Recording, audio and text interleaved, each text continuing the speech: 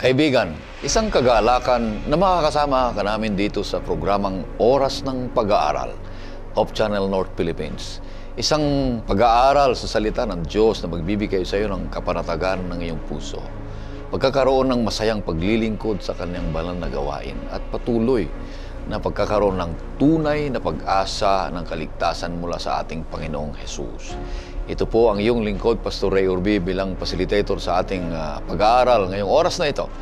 Binabati ko ang lahat ng mga viewers natin mula sa Pangarap, sa MBC, sa Lipa Center, Cavite, sa Bacolod, Dilasag, Southville, ganun din sa Romblon, sa Toronto, Hong Kong, Japan, ganun din sa Puting Kahoy, sa Calamba, sa Balitucan, sa Sorsogon, Nueva Vizcaya, Ecija, Negros Occidental, doon din sa Komunal, sa Binangonan, sa Rizal, sa Imos, sa Daragas, Tacloban, Malbar, Magallanes, at sa Artacho.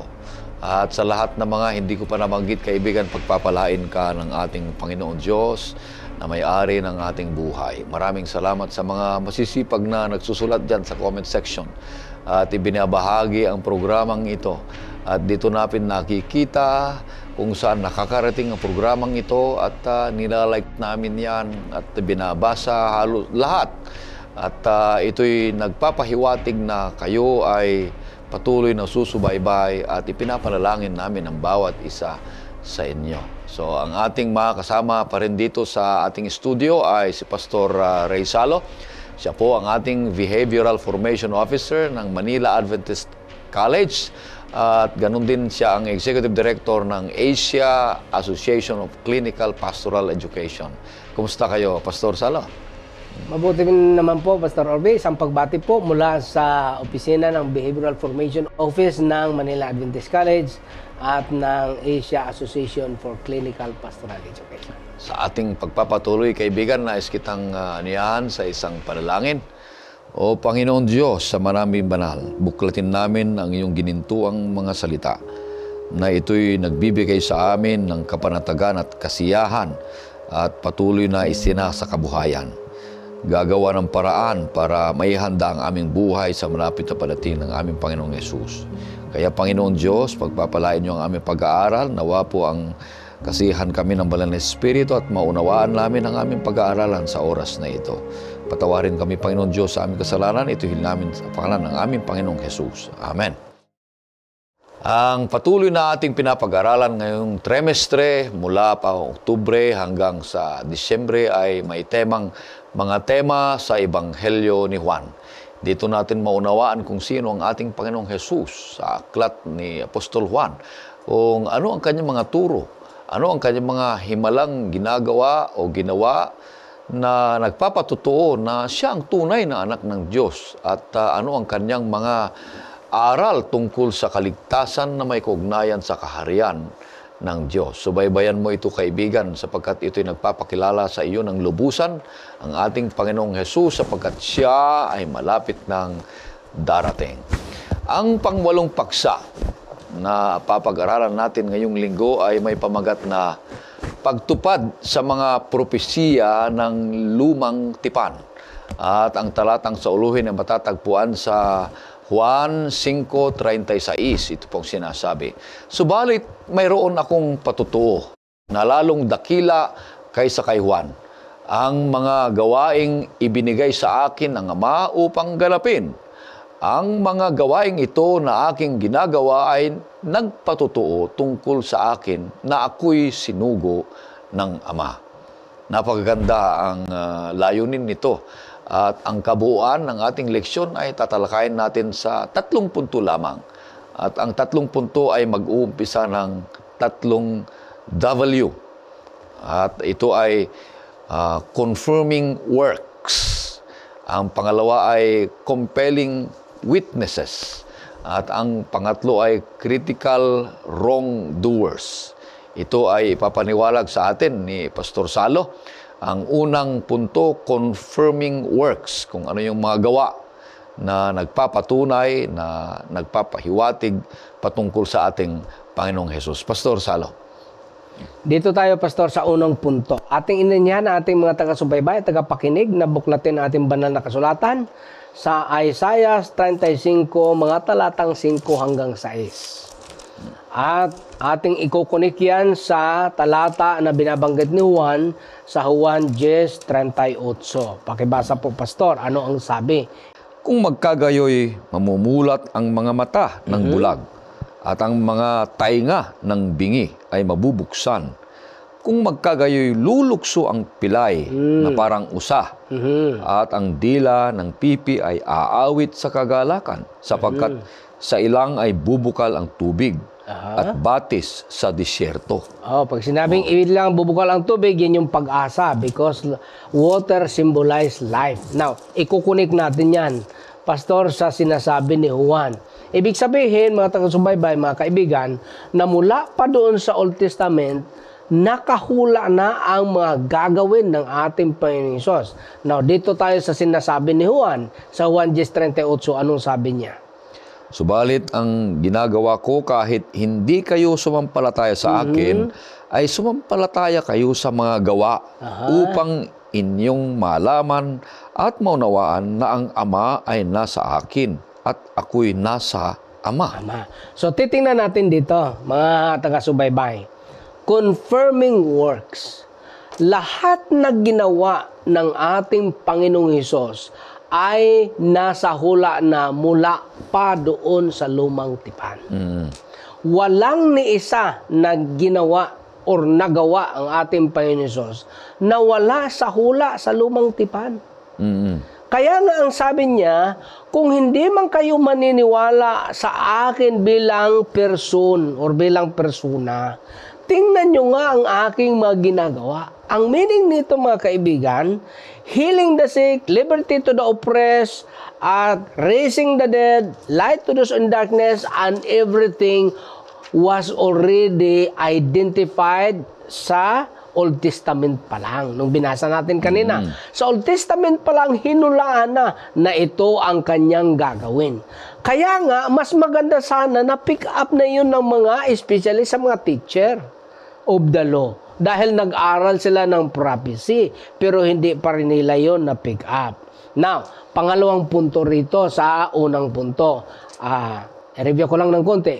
Unang punto, sa unang punto, lahat ng mga ginawa ni Kristo ay nakahula na sa lumang tipan. Ngayon, ang pangalawang punto rito, He came to do the works that the Father has sent Him. Meaning, mga taga-subaybay, na yung hula, hindi lang siya nakahula, meron pang purpose. Anong purpose? Para maisakatuparan ang kagustuhan ng Ama. So, hindi lang yun basta-basta lang na ganyan ang ganyang ginawa. Hindi yung tinatawag na coincidence. Hindi. Kundi purposive ang kanyang pagpunta. Ano ang kanyang pagpunta? Para ikatuparan ang kagustuhan ng Ama. Ano ang kagustuhan ng Ama? Para maligtas ang mga sangkatauhan. Kaya nga, ang dito, Pastor, dito tayo magtatagal ng konti sa pangatlong punto. Sa unang punto. Ano yung pangatlong punto? He came to do the works. He came to do the works of the Father and also to testify to the people of His identity.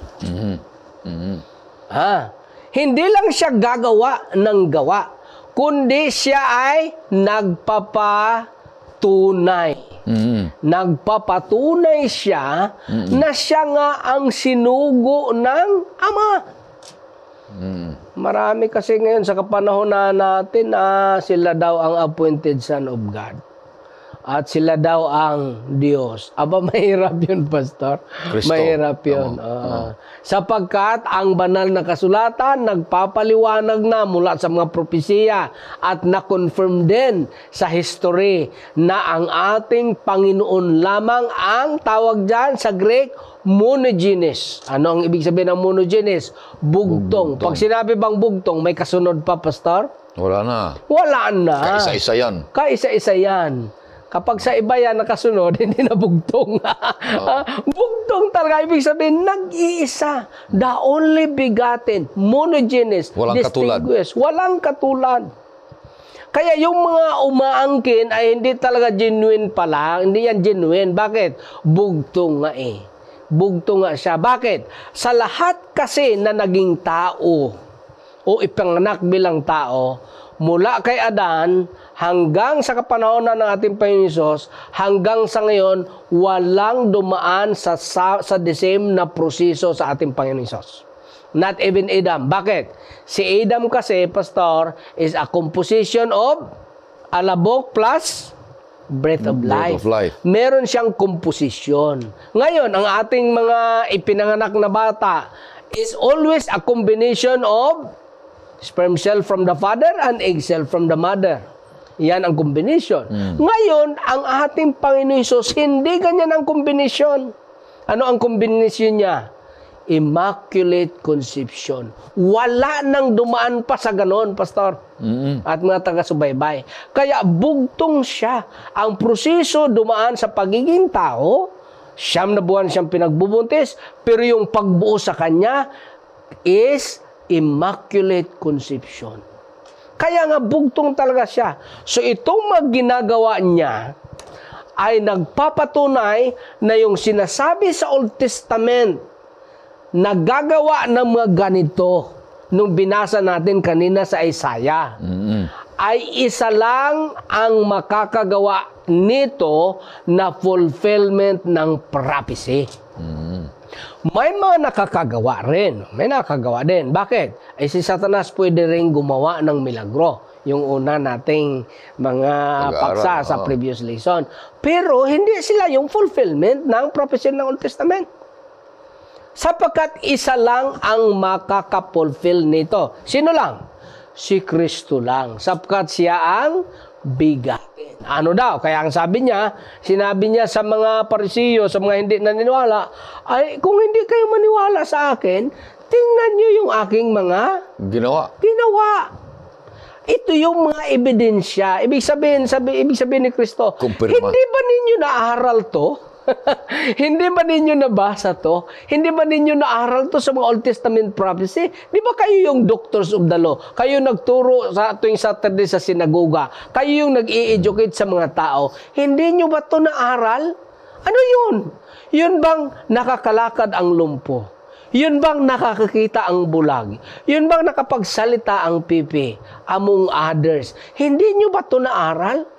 Na kung hindi kayo maniniwala sa akin bilang persona, bilang tao, na ako yung nagkatawang tao, na ako yung Mesiyas o ako yung Kristo, paniniwalaan nyo ang aking magawa, sapagkat ang aking magawa ay confirming works of the Messiah. Pero sa kabila nun, mga kaibigan, mga taga-subaybay, kung ang mga nakikinig sa kanya ay merong halong inggit, merong halong inis, natitreten sa kanilang mga posisyon, kahit pala maliwanag sa iyong pag-aaral, pag hindi na-manage ang mga emosyon na yon, nakakahadlang yon para sa iyong pagdedesisyon. Yung mga Parisi kasi, na-threaten sila Sanay kasi sila sa kanilang tinatanggap na respeto mula sa madla. Sanay sila sa mga sinasabi nating pagpapahalaga ng mga taong kinakasakupan. Ngayon, merong sumisikat pa sa kanila. Tapos itong sumisikat, sino ba siya? Galing yan ng Nazaret. Kaso lang, hindi talaga matatawaran ang kanyang mga ginagawa. Kaya tinawag nila yung bulag na pinagaling. Sabi ng bulag, sabihin nyo ng binanggit natin ito nung nakaraan, Pastor. Sabihin nyo ng gusto nyong sabihin, basta siya, pinagaling niya ako. At kung hindi siya galing sa Diyos, hindi niya magagawa ito. Kaya ang sabi ni Kristo, kung hindi nyo man ako paniwalaan, tingnan nyo yung aking magawa. I-review nyo yung inyong pinag-aralan sa propesiya. Basahin nyo uli yung Torah. Basahin nyo uli yung mga books in the Old Testament. At inyong makikita na ako ang katuparan.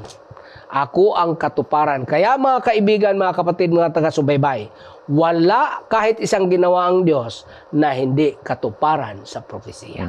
Napakaganda, Pastor. Ang unang punto, na lahat ng mga ginawa ng ating Panginoong Hesus ay nagkukumpirma na siya ang Mesyas, anak ng Diyos, tagapagligtas, upang ang bawat isa sa atin ay magkaroon ng pag-asa ng kaligtasan. Sapagkat maraming mga malililang ngayon. Marami palang mga nakakaalam na ng katotohanan, pero kung hindi sang-ayon sa kanilang gusto yung nakita na ng katotohanan, ay ayaw nilang sundan. Ayaw nilang pakinggan na ituloy. Kundi iiwas sila.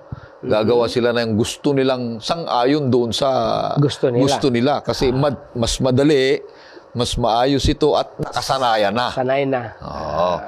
Kung ituro mo yung iba, bago, na hindi yun sanay, ay mahihirapan May Tagalog song niyan, Pastor, di ba? Yung mga kapanahonan ninyo. Yung sinasabing, paano ang gagawin ko na sanay na sa piling mo? Nasanay na kasi sila doon sa prestige. Nasanay na sa posisyon. Tapos yung kanilang pagpresenta sa publiko, iba eh. Bakit? Ang pagpresenta nila sa publiko, sila ay napaka-high-end. Tinutunganga ng publiko. Ayun. Pero si Kristo nung dumating, what kind of status ang kanyang kinuha? In a form of a servant. Ay, hindi nila matanggap yan ba? Hindi ganito ang inaasahan namin Kristo o Mesyas na tagapagligtas. Oo. At saka, una pa rin, wala na. paano na tayo? Yung nakasanayan natin. Kaya, mahirap to. Kaya kahit naaral nila ang mga propesya, mga confirming works, dahil nga hindi nila tinanggap yung mga gawa, ay nireject nila. mag-iingat tayo sa ating pag-aaral ng salita ng Diyos, sapagkat darating ang panahon, may mga nagsasabing, ako ang Kristo. At sabi ng Panginoong Hesus, marami ang kanilang malilinlang. Pagdating ng Panginoong Hesus ay darating siya mula sa alapaap. Doon tayo makikita. Hindi dito sa lupa. Walang Kristo, Mesyas, tagapagligtas o appointed man na dito sa lupa at magsasabing ako ang Kristo. Kundi ang Kristo na hinihintay natin, saan galing? Sa langit. At tayo lahat magkikita sa alapaap. Kaya kung may mga Kristo o Mesyas o sinong nagsasabi appointed dito sa lupa, hindi yan ang sinasabi ng banal na kasulatan dahil si Kristo lamang, sabi ni Pastor, ang nakakakumpirma ang kanyang mga gawain na ang Panginoong Hesus ang tinutukoy dito. Ang pangalawa na tayo, Pastor. Yun yung sabi ng banal na kasulatan. Oo, yun ang sabi.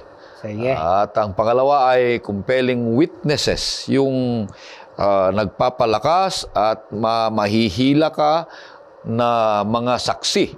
Kung sino ang mga saksing ito na tinatawag, yung pangalawang punto, Pastor. Okay. Now, compelling witnesses tayo. Ang tanong, sino ba itong mga witnesses na kayang mag-compel? Mga saksi. Now, ating imbitahan uli ang ating mga taga-subaybay. Pastor, sundan natin ang mga talatang ito. Una, Salmo 2:7. Salmo 2:7. Ano bang sinasabi? Maraming mga witnesses or mga nagpapatotoo sa Unang Testamento. Yung mga patriarchs, yung mga propeta, yung mga nagsusulat ng banal na kasulatan. Pero nais ko kayong imbitahan sa the most compelling witness. Sino ito? Salmo 2:7. Aking sasabihin ang tungkol sa utos ng Panginoon. Sinabi niya sa akin, ikaw ay aking anak. Sa araw na ito, kita ay ipinanganak.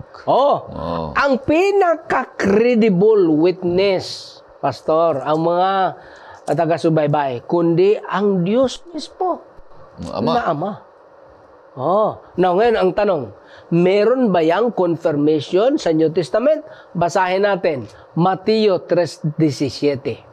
Sinabi ng isang tinig mula sa langit, ito ang minamahal kong anak, sa kanya ako lubos na nalulugod. Na yung binaptize ang ating Panginoong Hesus, kinonfirm yan ng mahal na Ama. Sabi sa kanya, ito ang aking pinakamamahal na Anak. anak. Tapos dumapo ang banal na Espiritu. Ibig sabihin, ang confirmation noon, Pastor, ang confirmation, hindi lang sa Ama, kundi confirmation from the Holy Spirit and the Son also. Bakit hindi naman tumanggi si Kristo eh? Kung hindi pa niya kinonfirm, sabihin sana niya nung binaptize siya, ay teka lang po, medyo maliho ata. Hindi ho ako yon, napagkamalan lang. Pero wala akong mababasang ganun sa banal na kasulatan. Bakit? Sapagkat yan nga ang confirmation ng the most compelling witness. Sino? Ang ating Panginoong Hesus. Kaya nga, punta tayo, Pastor, sa John 3:16, yung katuparan at pagpapahayag nito. John 3:16. Anong sabi? Napaka-popular na verse. Sabi po ay, Gayon na lamang ang pag-ibig ng Diyos sa sanlibutan na ibinigay niya ang kanyang tanging anak upang ang sinumang sa kanya'y sumampalataya ay huwag mapahamak kundi magkaroon ng buhay na walang hanggan. Ang pagligtas kasi, Pastor, ang tawag dyan, this is a conjugal effort of the Trinity. Ano bang ibig sabihin ng conjugal? Hindi ko alam kung anong translation ng conjugal. Pero ang ibig sabihin yan, yun bang, nung binata ka pa, Pastor, pag may mga property ka, sa'yo lang. Oo. Pero nung nag-asawa ka, pag may mga property ka, kanino na yan? Dalawa na kami. Dalawa sa inyo. Yun nga may Pinagsama. Pinagsama. Oo. Meron namang uso ngayon na tinatawag na prenuptial agreement. Kung anong property mo nung single ka pa, anong property niya nung single ka pa, ay distinguish yon, separate yon. Pero yung nag-asawa na kayo, sa inyong dalawa tong property. Conjugal na yon. Conjugal. Itong pagligtas, mga kapatid, mga taga-subaybay, mga kaibigan, hindi to effort lang ng Ama, or effort ng Anak, or effort ng Espiritu. O plano ng isa lang. Ito ay kanilang effort na lahat. Conjugal yon. Conjugal yun. Pinagkaisahan na effort yun. Hindi yun solo na effort. Bakit? Sapagkat ito ay silang tatlo ang nagkakasundo at nag-i-implement ng plan of salvation. Bakit? Juan 3:16, ang pagsinta ng Diyos, siya yung nagbigay ng kanyang Bugtong na anak. Ang anak naman, pumayag siyang ibigay.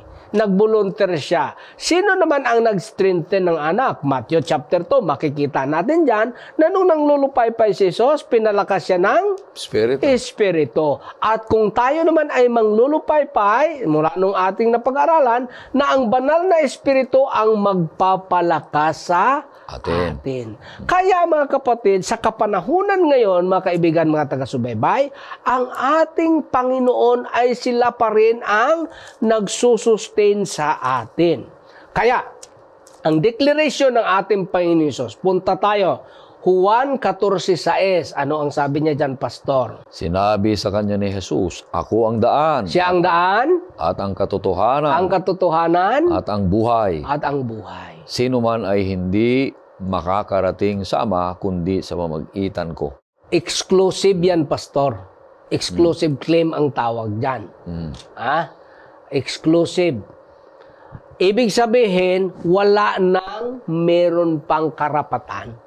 Siya lang. Siya lang. Sabi niya, ako ang daan. Ibig sabihin, siya yung susundan. Siya yung dadaanan. Siya ang katotohanan. Siya ang buhay. Daan, katotohanan at buhay. Makikita mo lang kay Kristo. At ano ang sabi niya doon sa last? Sino man ay hindi makakarating sa Ama, kundi sa pamamagitan ko. Hindi talaga kayo. Walang shortcut. Walang shortcut. Walang pass. Walang exempted. Isa lang talaga, exclusive, the only way. Walang gagawa para sa'yo. Walang dalawang pass. Wala. Sino lang? Si Kristo lang. Si Kristo lang. Ngayon sabi ng iba, si Kristo lang pala. Sabi nga ni Philip, ipakita mo nga sa amin ng Ama. I-prepare mo na ang Juan 10:30. Ano ang sabi ng ating Panginoon Hesus kay Felipe? Anong response niya kay Felipe? Juan 10. Mag-umpisa ka sa 29. Ang mga ibinigay sa akin ng aking Ama ay higit na dakila kaysa lahat. At walang makakaagaw ng mga ito sa kamay ng Ama. Okay?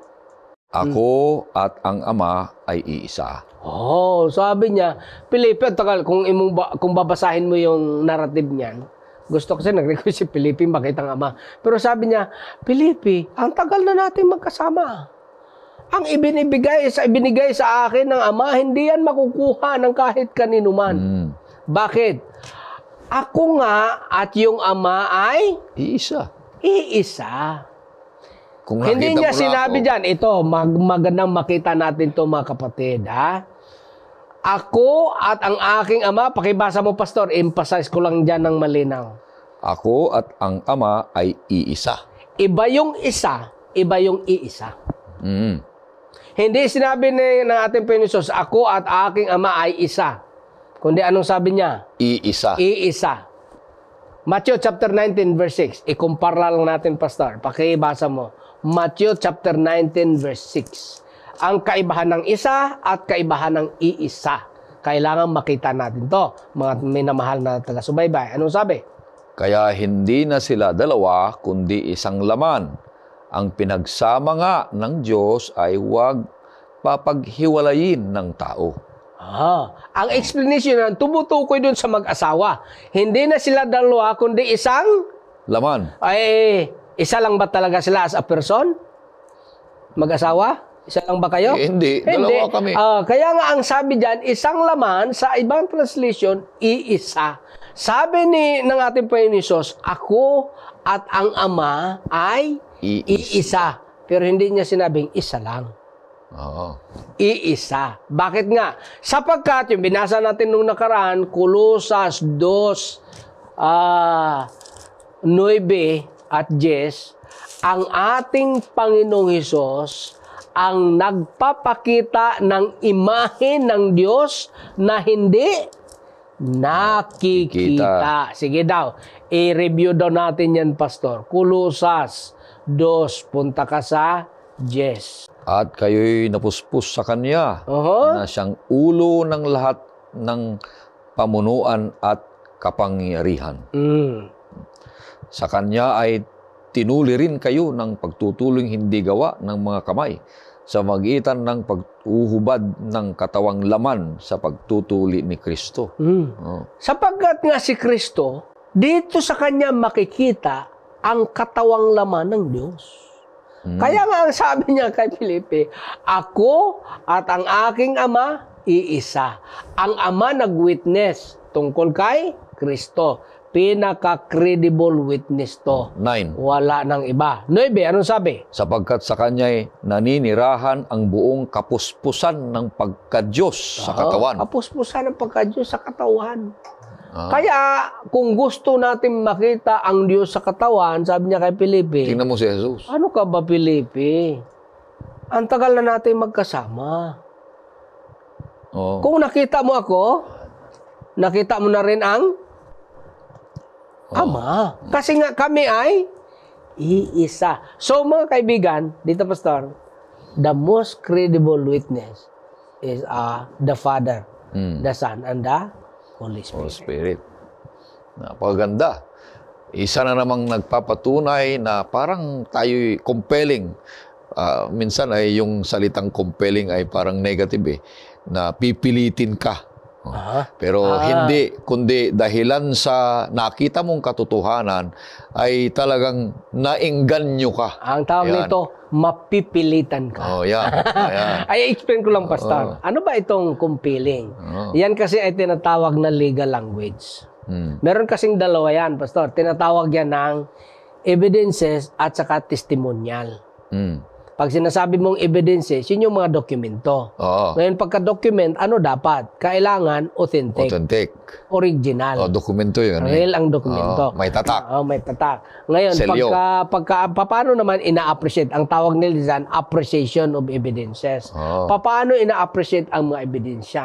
Na-appreciate ang mga ebidensya in this way. Kapag ka-level civil case yan, kailangan preponderance of evidence. Nang ibig sabihin, padamihan ng ebidensya. Ang mga totoong ebidensya. Gaya nangyari dito. Kagaya niyan, napakaraming mga ebidensya sa Old Testament. Pero meron din pagka-criminal case, ang tawag niyan, kailangan yung mga ebidensya mo ay beyond reasonable doubt. Now, ngayon, pagka witnesses naman, Ang tinitingnan, Mga saksi. kailangan mga saksi, credible siya. Oo, may credible. May credibility Ability. ang saksi. Kaya nga, pagka ang saksi mo ay galing sa kulungan, ang saksi mo ay may track record ng sinungaling, Okay. abay, questionable yan. Oo. Kailangan credible. Dito, wala nang hihigit pa na credible witness sa Ama, Oo. sa Anak, Wala ng at ng Espiritu Santo. Oh, yan. Hindi lang mga propeta, pastor, ang nagbibigay ng patutuo. Hindi lang mga disipulo, kundi pati ang Ama, Oo. pati ang Anak, pati ang Espiritu. Eh, sino pang paniniwalaan mo? Kung hindi ka makukumbinsi sa patutuo ng Ama, patutuo ng Anak, at patutuo ng Espiritu, wala nang kukumbinsi pa sa'yo. Eh di, iba nang pupuntahan nun. Parang yung mga paresyo na inuudyukan ng ibang kapangyarihan. Kapangyarihan ng pagdududa. Hindi nila natanggap ang mga salitang ito na parang pumipilit sa kanila. Pero tinatanggihan nila ang mga bagay nito. Ang word, pastor, na tanggi, yung binanggit kanina ng ating Panginoon Hesus.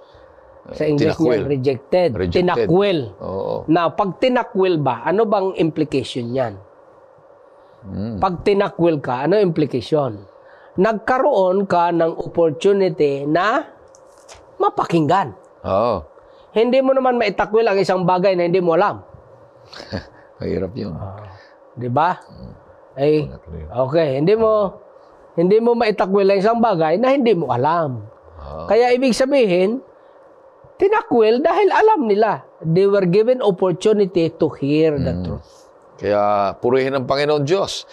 Napakaganda. Doon sa pangalawa pa lang, parang sapat na.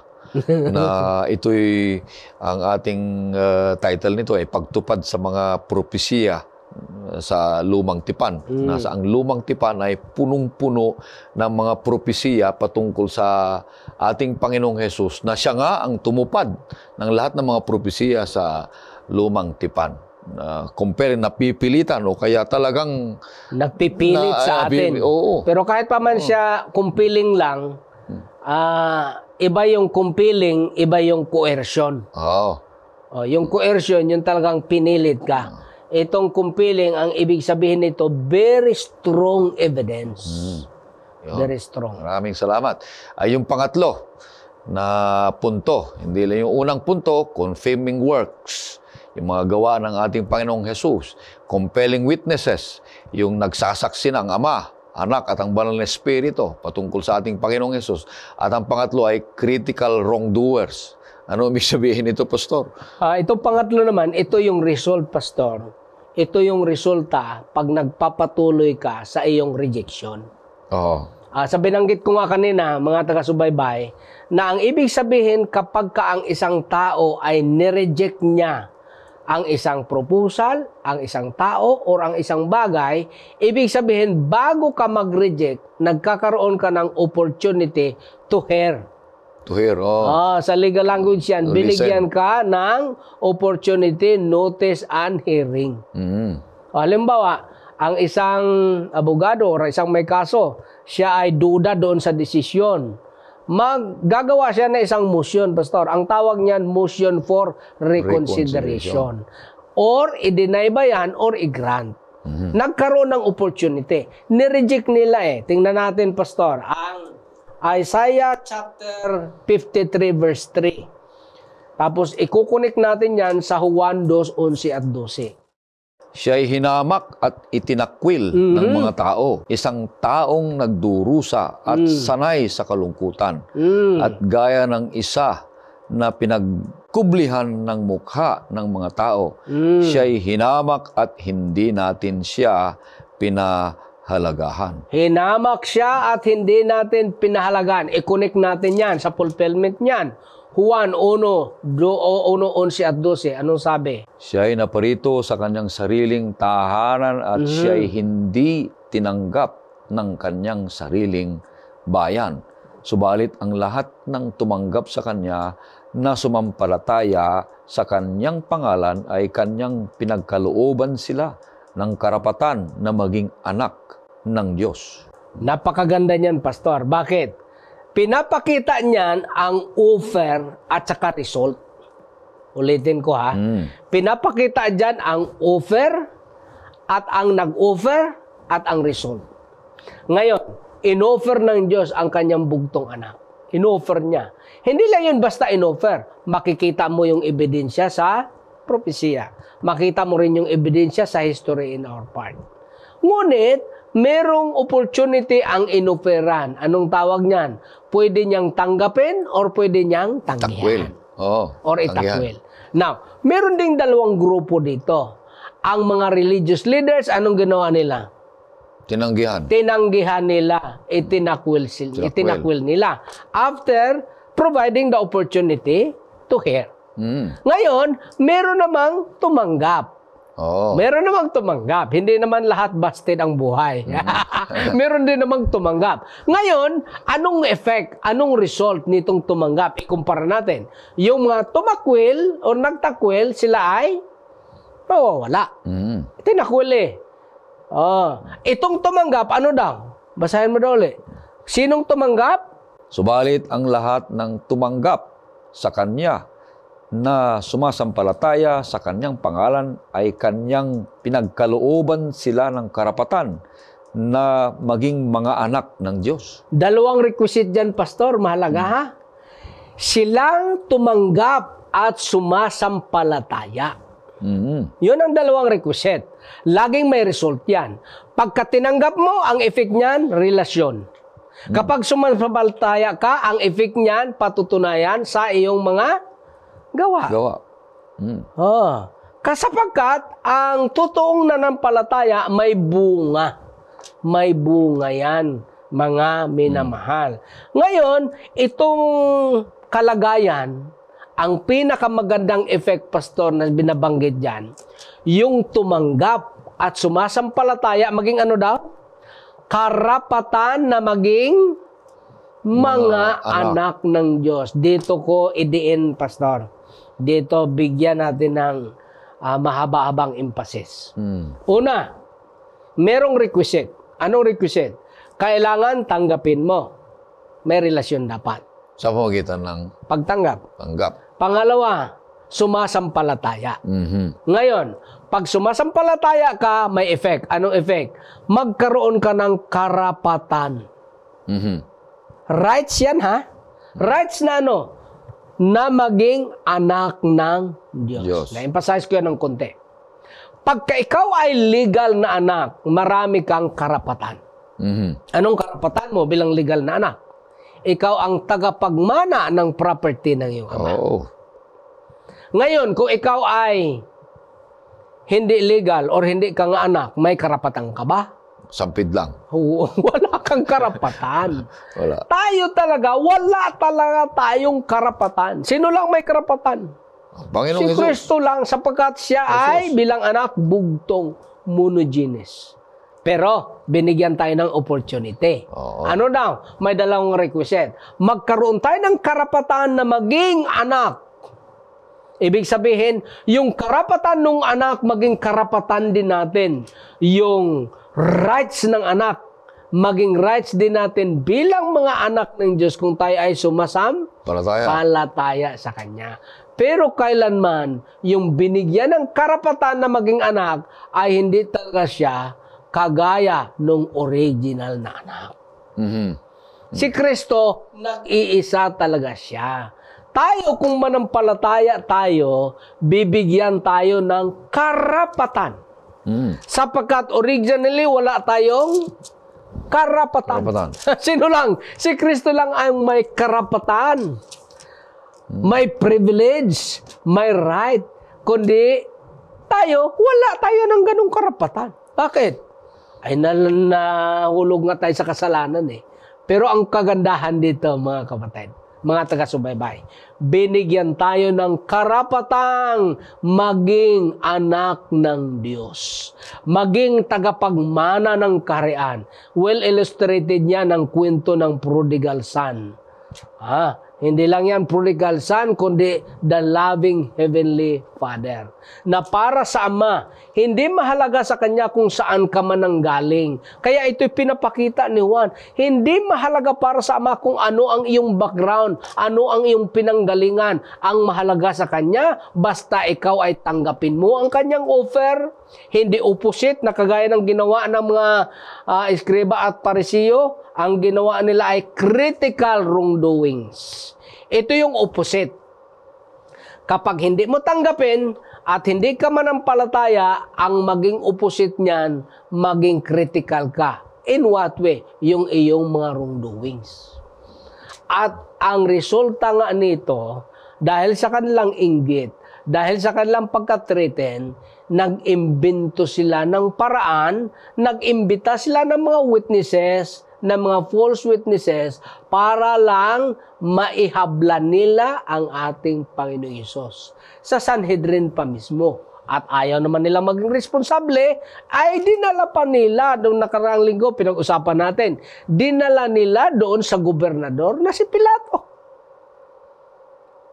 Pero dito mga kaibigan, ang pinakamahalagang imbitasyon sa atin, yung tinatawag nating pag-response doon sa imbitasyon ng ating Panginoon Hesus.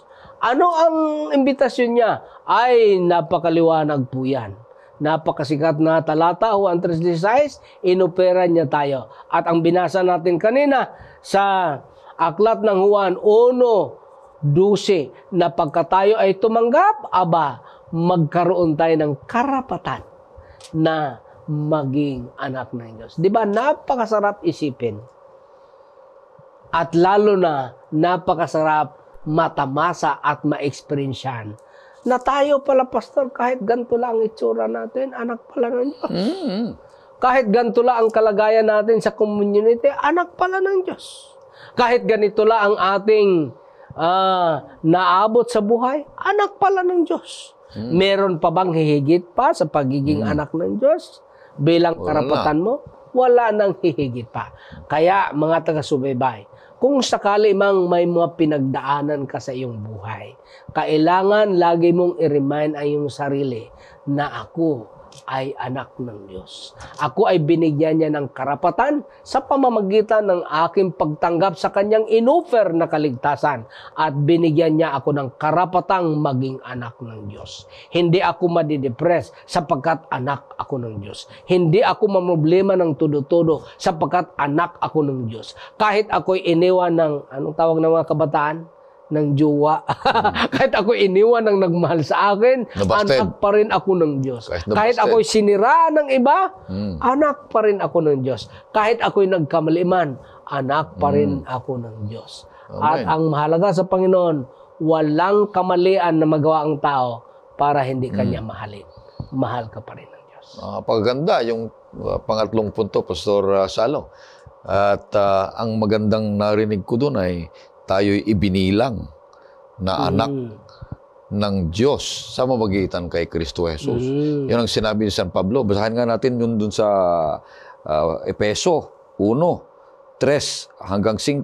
Ibig sabihin ganito: purihin nawa ang Diyos at Ama ng ating Panginoong Hesukristo, na siyang nagpapala sa atin kay Kristo ng bawat pagpapalang espiritual sa sangkalangitan, ayon sa pagkapili niya sa atin sa Kanya bago itinatag ang sanlibutan, upang tayo maging banal at walang dungis sa harapan niya sa pag-ibig. Tayo'y itinalaga sa pagkukupkup upang maging Kanyang mga anak sa pamamagitan ni Jesucristo, ayon sa kabutihan ng Kanyang kalooban. So tayo pala ay kinupkup, adopted. Kasi sabi mo kanina, iisa nga ang anak ng Diyos, Ama, si Kristo lang. Bugtong lang.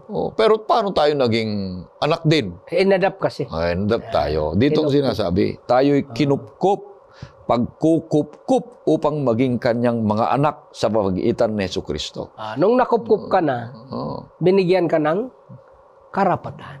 Hindi ka nasampid. Hindi ka nasampid. Kaya pagka legally adopted ang isang bata, meron na siyang karapatan. Maging tagapag, mana na rin siya sa mga ari-arian. Oo. Hindi na pwedeng sabihin, sampid ka lang. No. Bakit? Ako ay legally adopted. Adopted. We are all legally adopted in the community of faith as a child of God through the merit of the sacrifice of Christ. Ano ibig sabihin nun? Sa pamagitan ng sakripisyo, yun yung dokumento na nagpapatunay na tayo ay adopted. Pero, kailangang tanggapin yun.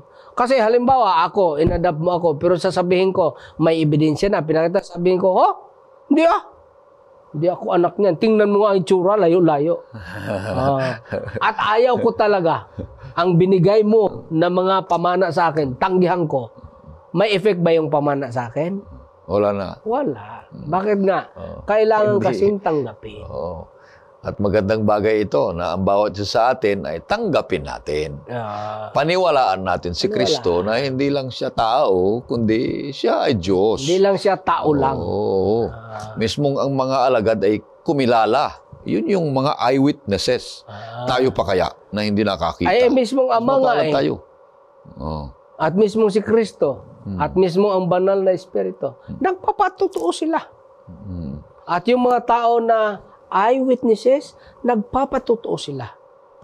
At itong mga sulat na ito ay sinulat sa banal na kasulatan para magkaroon din tayo ng basis. Laging dalawa yan, Pastor. Sa atin naman, din na natin nakikita, no? Sila, nakikita nila mismo si Kristo. Ngayon, sa atin naman, magkaroon tayo ng basis sa pamagitan ng banal na Espiritu at pag-aaral ng salita. Banal na salita. Ngayon, dalawa pa rin ang pwedeng effect nating pamimilian. Tanggapin, lumago sa panampalataya, tanggihan, at mapapariwara. Dalawa lang yan. Walang neutral ground. Tanggapin, lalago sa panampalataya, magkaroon ka ng karapatan maging anak ng Diyos. Tanggihan, mapalayo sa panampalataya, mapapariwara, at tuluyan ka ng walang karapatan. Malaking pagpapala ang tumanggap dahil magkakaroon ka ng kapayapaan, ligaya ng buhay. Yung mga problema mo ay naidudulog mo. May kanta yan, Pastor, di ba? Ikaw, singer ka eh. Ano ngayon? Yung ligaya ng buhay. Kung kilala mo si Kristo, babaguhin ang iyong buhay. Magkaroon ka ng kapayapaan at kapanatagan. Kapagkat siya ay manunubos mo. Kaya purihin ang Panginoon Diyos. Maganda yung pinabasa mo sa akin. Napakahirap yung nangyari kay Jesus. Yung anak ay itinakwil doon sa lumang tipan. Pagdating sa bagong tipan, siya na nga si Jesus, itinakwil pa doon sa kanya, doon sa kapanganakan niya sa lugar. Isang bagay na napakahirap sa Panginoon Diyos kung ating itakwil ang kanyang alok ng pag-ibig, alok ng kaligtasan sa bawat isa sa atin. Kaya kaibigan, purihin ang Panginoon Diyos sapagkat sana naman tanggapin mo ang ating Panginoong Jesus bilang Diyos at tagapagligtas upang patuloy kang magkaroon ng kapayapaan, magkaroon ka ng kasiyahan sa buhay, at magkaroon ka ng pag-asa ng kaligtasan. Ika'y maligayang maglilingkod sa Kanya. Kasi pag itinakwil mo, napatunayan na rin sa mga record na hindi ka magiging masaya. Hindi lang yan sa buhay na ito, mawala pa yung iyong opportunity na magiging tagapagmana ng buhay na walang hanggang. Mabuti na lang, Pastor, hindi ko naranasan yung binasted ka. Oo, nung ako'y nanliligaw. Buti hindi ka binasted ni ma'am.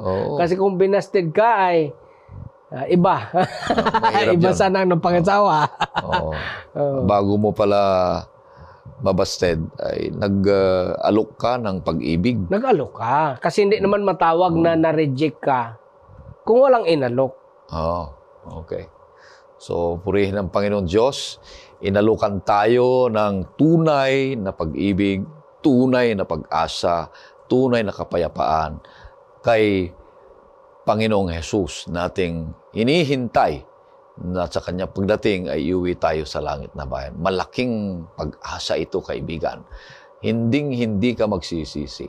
Walang ibang kahalili sa buhay mo kundi ang ating Panginoong Hesus lamang ang siyang nagbibigay sa iyo ng kapanatagan at pag-asa ng kaligtasan. Hindi ka magsisisi. Tanggapin mo lang siya. Manampalataya ka lang sa Kanya at gawin mo ang Kanyang iniuutos sa iyo at magkaroon ka ng kapayapaan sa buhay. Maraming salamat sa mga nanonood, Pastor Salo, sa ating pag-aaral dito sa temang ito. At bago tayo manalangin, ay pagkakaluban tayo ng isang awitin. Pagkatapos niya na hingin natin si Pastor na manalangin.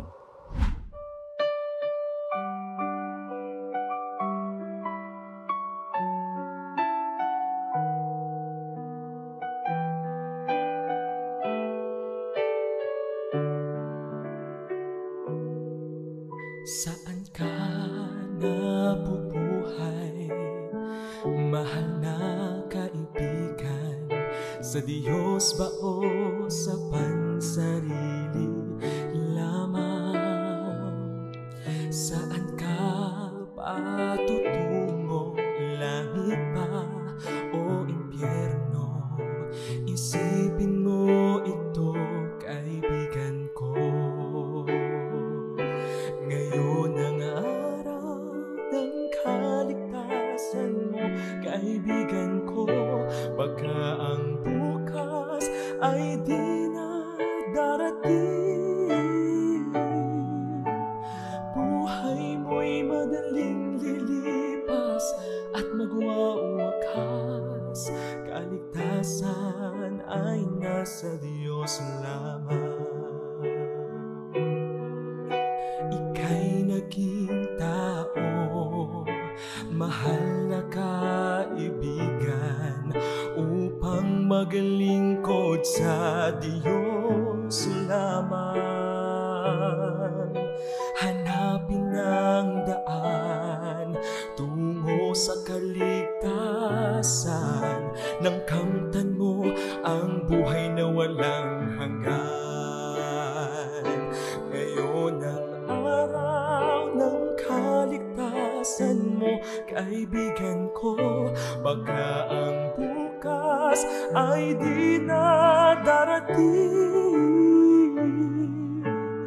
Buhay mo'y madaling lilipas at magwawakas. Kaligtasan ay nasa Diyos lamang.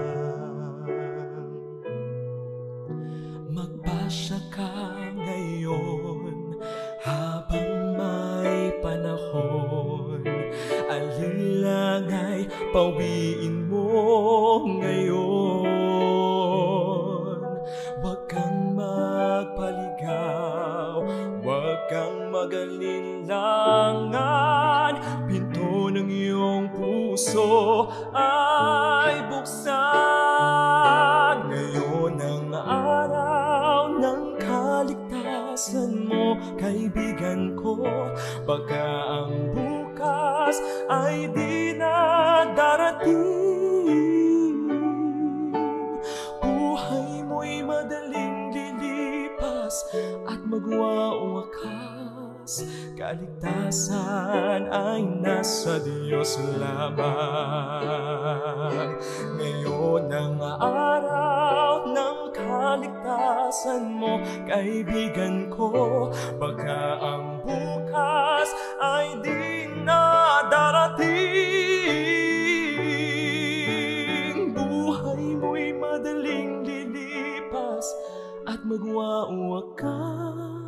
Kaligtasan ay nasa Diyos lamang. Kaligtasan mo ay nasa Diyos lamang.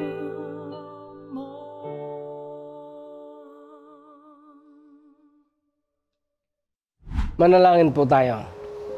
Mahal na Ama, maraming salamat sa iyong kaloob sa pagpapakita ng napakahalagang mga propesiya sa Old Testament na tupad sa New Testament. At higit sa lahat, maraming salamat sa pagbigay sa amin ng opportunity na tanggapin ka. Nawa ang bawat isa sa amin ay matuto kami sa karanasan ng mga spiritual leaders sa unang panahon. Na dahil hindi nila kayo tinanggap, sila ay napapariguran. Huwag nawa pong mangyari sa amin na hindi tanggapin kayo, kundi sa pamagitan ng banal na Espiritu, nawa aming tanggapin ang iyong ino-offer na kaligtasan at kami maging magkaroon ng karapatan na inyong mga anak. Sa panahon na kami po ay nagduda, sa panahon na kami ay nanlulupaypay, sa panahon na kami ay nalulungkot, sa mga panahon na may problema kami, nawa amin itong maalala na kami ay inyong anak sa pamagitan ng banal na Espiritu at sa pag-aaral ng banal na kasulatan at sa pamagitan ng aming tagapagligtas na aming Panginoong Hesus. Amen. Amen. Maraming salamat kaibigan sa patuloy mong pagsusubaybay sa programang ito, Oras na Pag-aaral, Hope Channel North Philippines. Pagpapalain ka ng ating Panginoong Diyos. Siya'y nagmamahal sa iyo, ganun din sa bawat isa sa atin.